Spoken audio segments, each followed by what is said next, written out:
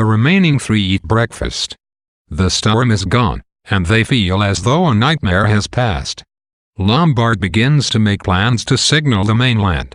They discuss Armstrong's mysterious disappearance, and Lombard and Blur get into an argument. Blur finds it sinister that Lombard has his revolver again, but Lombard refuses to give it up.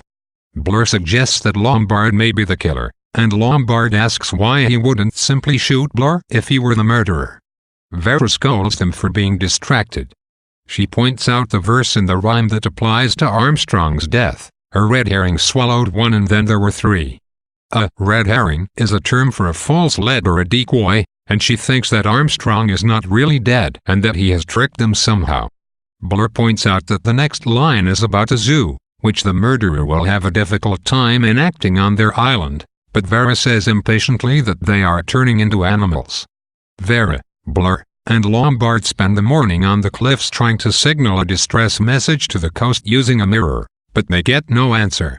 They decide to stay outside to avoid the danger of the house, but eventually Blur wants to fetch something to eat.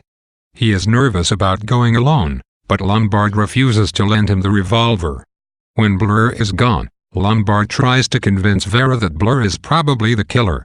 Vera says she thinks Armstrong must still be alive. She then suggests that the killer could be alien or supernatural. Lombard thinks this mention of the supernatural indicates Vera's troubled conscience and asks her if she did kill Cyril. She vehemently denies it at first, but when he asks if a man was involved, she feels exhausted and admits that there was a man involved. They hear a faint crash from the house and go to investigate. Blur has been crushed by something thrown from Vera's window, the bear-shaped marble clock that stood on her mantel.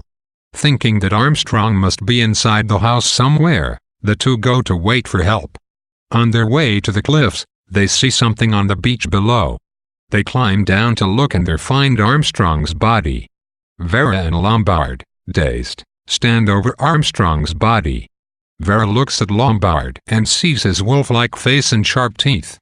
Lombard nastily says that the end has come. Vera suggests they move the body above the waterline. Lombard sneers at her, but agrees.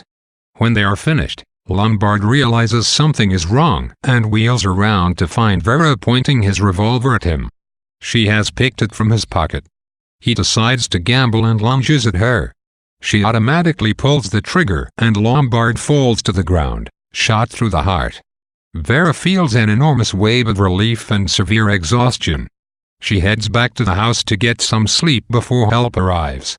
As she enters the house, she sees the three statues on the table.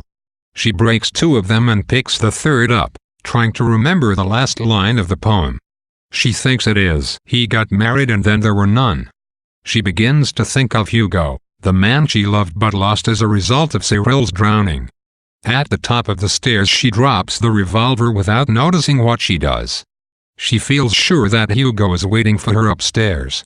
When she opens the door of her bedroom, she sees a noose hanging from the black hook that previously held the seaweed. She sees that Hugo wants her to hang herself, and then she remembers the real last line of the poem: "He went and hanged himself and then there were none." Without a second thought she puts her head in the noose and kicks away the chair. The apparent end of the novel is calculated to leave us in a state of utter confusion. Since we have no idea that Wargrave is still alive, it seems that the murderer must either be Vera or Lombard.